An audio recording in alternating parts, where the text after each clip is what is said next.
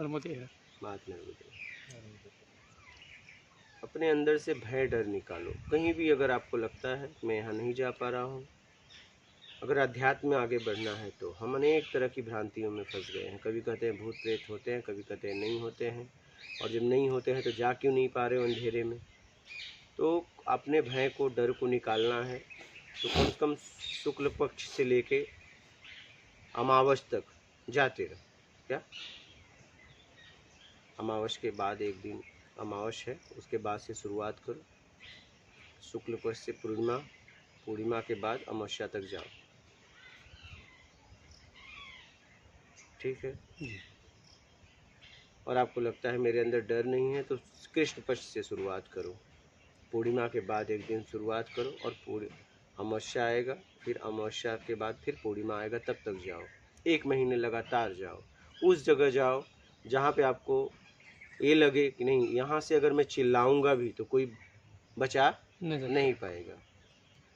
अकेले जगह जहाँ आसपास बस्ती भी ना हो।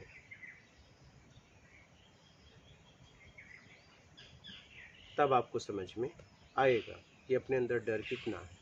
आप पहले अपने अंदर से डर निकालिए। आप स्वतंत्र नहीं हो।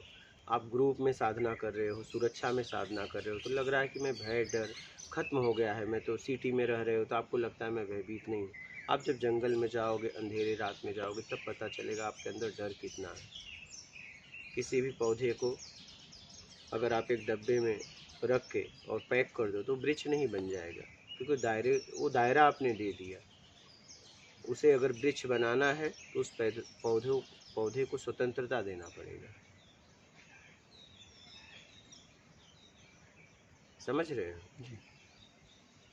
तो वैसे ही अपने आप को पहले स्वतंत्र करो।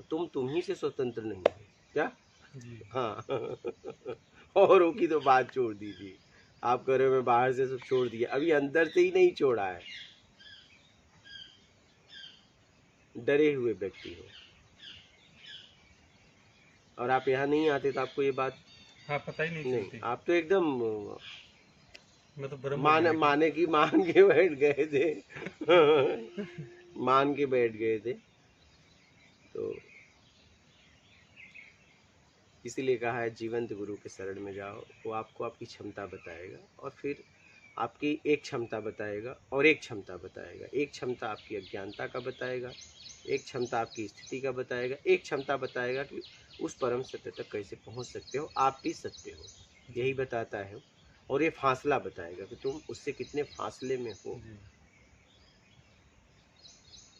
उस फासले का दायरा नहीं है, लेकिन ये फासला बता देगा कि तुम ही आत्मा भी हो, सत्य हो, और तुम ही अभी डरे हुए भी हो। क्या उस डर को अपने अंदर से निकालो, तब ना यात्रा होगी। डरा हुआ व्यक्ति कैसे यात्रा करेगा? भयभीत व्यक्ति कैसे यात्रा करेगा?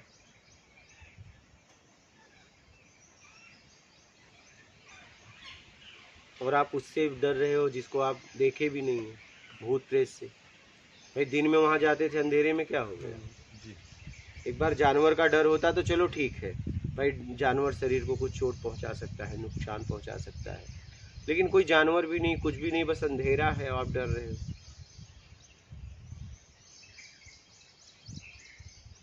तो आध्यात्म में अपने को समझना है तो पहले अपने अंदर से ये सब बातें निकालो। ये सब निकालोगे तभी कुछ हो सकता है।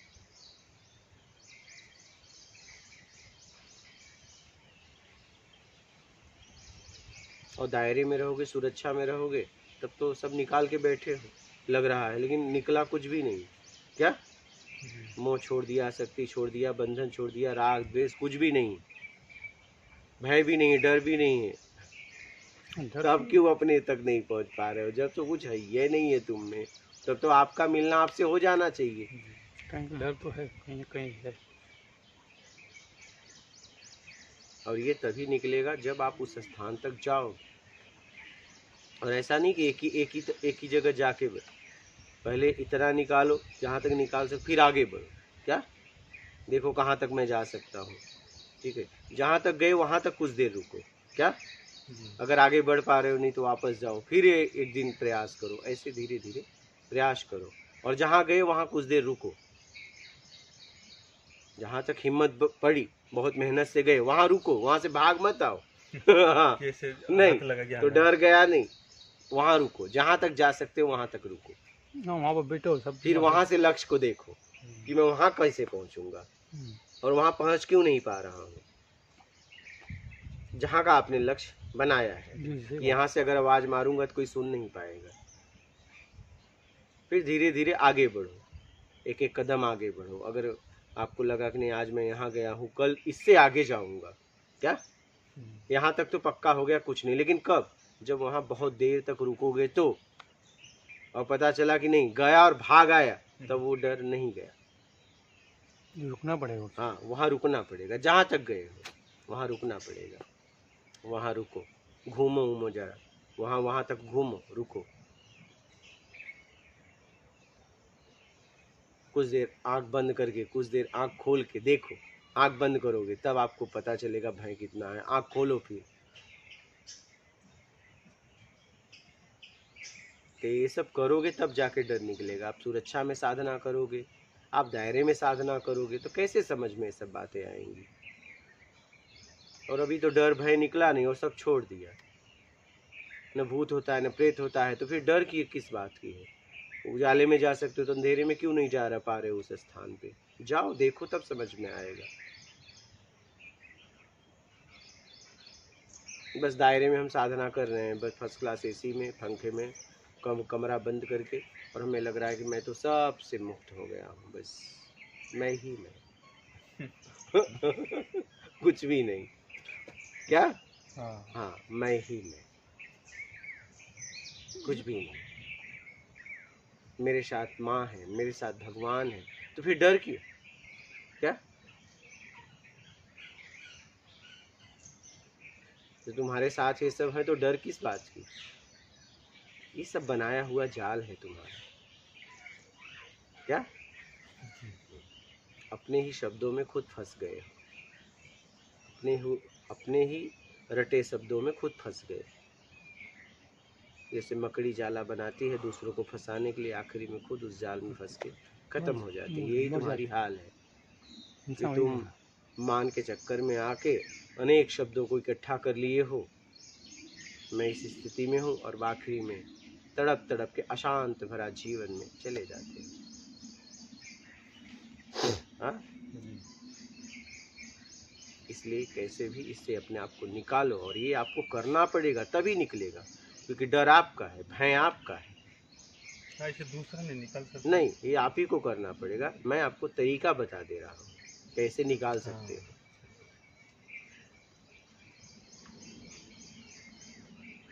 पहले अपने अंदर से ये सब निकालो। अकेले तो हो, अभी तो कितने लोगों को साथ लेके चल रहे हो, कह तो दे रहे हो मैं अकेला हूँ, लेकिन कितना साथ में है।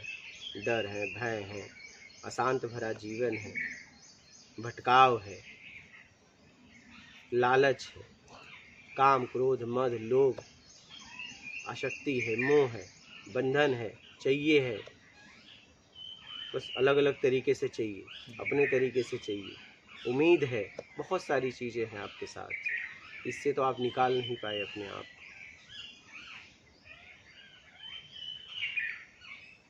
इसलिए इससे अपने आप को निकालो, तब कुछ हो सकता है। समझ रहे? इससे कैसे भी अपने आप को निकालो। बातों से बात नहीं बनेगी, आपको करना पड़ेगा। भोजन देख के पेट नहीं भरेगा, भोजन को एक एक निवाला आपको खाना पड़ेगा, एक एक कवर, तब जाके पेट भरेगा। पानी देख के प्यास नहीं बुझेगी, पानी को पीना पड़ेगा तब प्यास बुझेगी।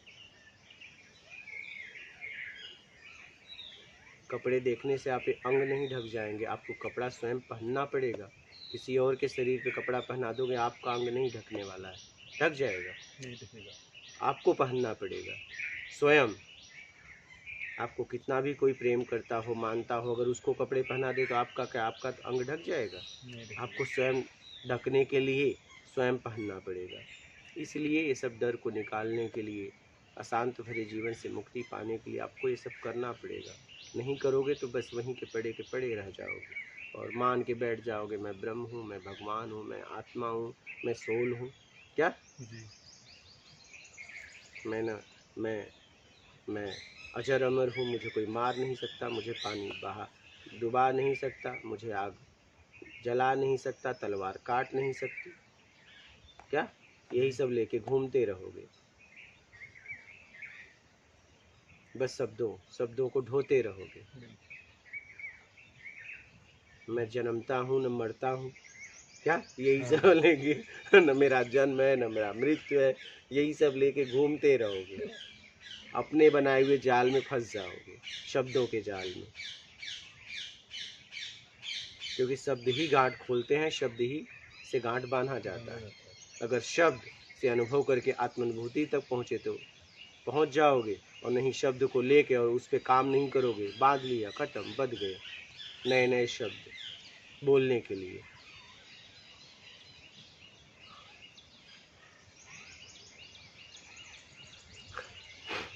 अब देखो क्या करना है, आपको करना है। अगर आपको लगता है कि मैं अपने आप तक कैसे पहुँचूँ, आत्मज्ञान तक कैसे पहुँचूँ, मैं कैसे अब इस भवसागर से छुड़ाऊँ, तो इसके लिए काम करना पड़ेगा।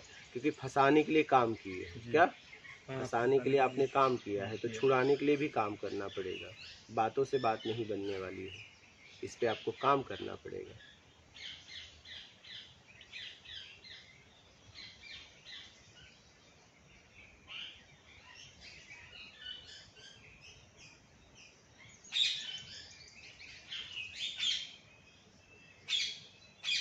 बोलिए, और कोई प्रश्न है नहीं। आपके? इसलिए कैसे भी ये सब से अपने आप को निकाल लो, समय है, समझ है। बहुत लोग ऐसे हैं कि जिनके पास समझ है ही नहीं है, जैसे मन बुद्धि हो गए, पागल हो इसके गए। लिए क्या करना पड़ेगा वो करो। दुनिया के सौभाग्यशाली व्यक्ति है जो अध्यात्म को समझता है। दुनिया का दुर्भाग्यशाली व्यक्ति वो है जो समझने के बाद भी यात्रा नहीं करता। बहुत लोग हैं समझने की क्षमता ही नहीं, बहुत ऐसे हैं अध्यात्म को समझ ही नहीं पाते, मन बुद्धि है, पागल है, समझ कम है। अगर आपको लगता है मैं समझ रहा हूँ तो आप सौभाग्यशाली व्यक्ति हो, और नहीं चल पा रहे हो तो दुर्भाग्यशाली व्यक्ति हो। इसलिए समझने की क्षमता है।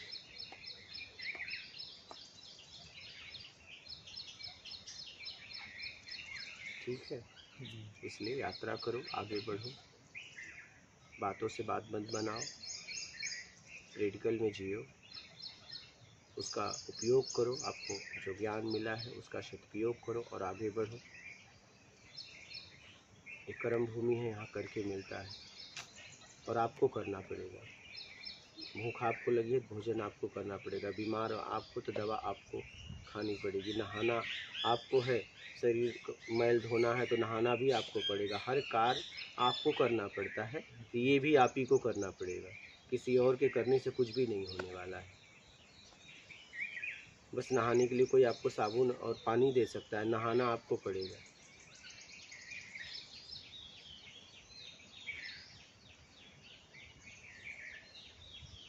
और नहाओगे तो गर्म ठंडा ये सब महसूस होगा। मैल और निकालोगे तो बहुत पीड़ा भी होती है। देखो ना, बचपन में अगर हमारी माँ मल के नहवाती थी, हम कितना रोते थे, याद है कि नहीं? हाँ, जबरदस्ती पकड़ के मैल निकालती थी रोते थे। और हम कितना रोते थे। तो माँ मैल निकालते निकालते इस लायक बना दे कि आज हम मैल नहीं जमने देते अपने शरीर पे। वैसे गुरु होता है। गुरु जब आपके मैल को निकालता है तो आपको बड़ी तकलीफ होती है, बड़ी पीड़ा होती है। आप छुड़ा के भागना चाहते हो लेकिन वो पकड़ के रखता है। क्या वो माँ की तरह पकड़ हाँ, वो पकड़ के रखता है। और एक समय ऐसा आता है फिर वो आपको छोड़ देता है कि अब तू मैल जमने नहीं देगा। उस स्थिति में जब आप आते हो तो आपको छोड़ देता है। जी हाँ, वो तो कि अब आप योग्य हो गए, आप जाओ, अब आप मैल जमने नहीं दोगे, आप विकारों को जमने नहीं दोगे। अब आपकी यात्रा होगी, जैसे माँ छोड़ देती है। हाँ, जब वो समझ जाती है कि ये मल मूत्र को स्वयं साफ कर लेता है। नहीं तो देखो ना, बच्चे कैसे अपने मल मूत्र को ही वो लगा लेते हैं। बच्चे हाँ, खेलने लग जाते हैं। तो वैसे ही साधक की हालत है। तब वो मैल साफ करते करते उसको सिखा देती है लेकिन उसके मैल साफ करने में वो मतलब अपनी माँ को ही बहुत तरीके से कभी झापड़ मार देता है, कभी कुछ गालियाँ भी दे देता है, कुछ शब्द भी बोल देता है, लेकिन माँ हंसती है क्योंकि उसे पता है इसकी स्थिति ये है। हाँ, अब ये बालक इसको पता हाँ नहीं है। हाँ, जब उस स्थिति पे आ जाता है माँ को पूरा भरोसा हो जाता है कि अपने मल मूत्र को स्वयं साफ कर लेगा, छोड़ देती है। हाँ, अगर मंदबुद्धि रह गया तो उसे हाँ, पकड़े रहती है। पकड़े रहती क्या? है, सही। हाँ, क्योंकि ये कर नहीं सकता। जी। तो जब देख लेती है नहीं अभी अपना मल मूत्र साफ कर लेगा, अब समाज में घूमेगा, रहेगा, अब इसे कोई तकलीफ नहीं है, मल मूत्र को साफ करने लायक हो गया, हाँ। समझदार हो गया, छोड़ देती है, जाओ। जी। वैसे गुरु होता है। जब वो सिखा देता है, उसी स्थिति पे हो जाते हो कि नहीं अब मैल जमने नहीं दोगे और सारा मैल निकल गया, तब वो यात्रा करो परमात्मा। क्या? अभी तो जगत लायक ही नहीं हो आप। हाँ। क्या? अभी तो आप जगत लायक ही नहीं हो। सही है। हाँ,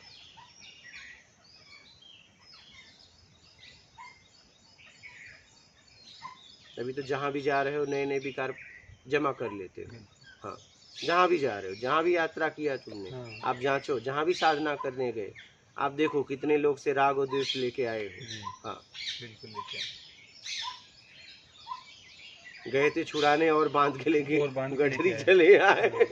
सही है। ऐसा तो अपना आत्मिक कल्याण करो, यात्रा करो, खुद आगे बढ़ो। ठीक है, ठीक, मास्टर में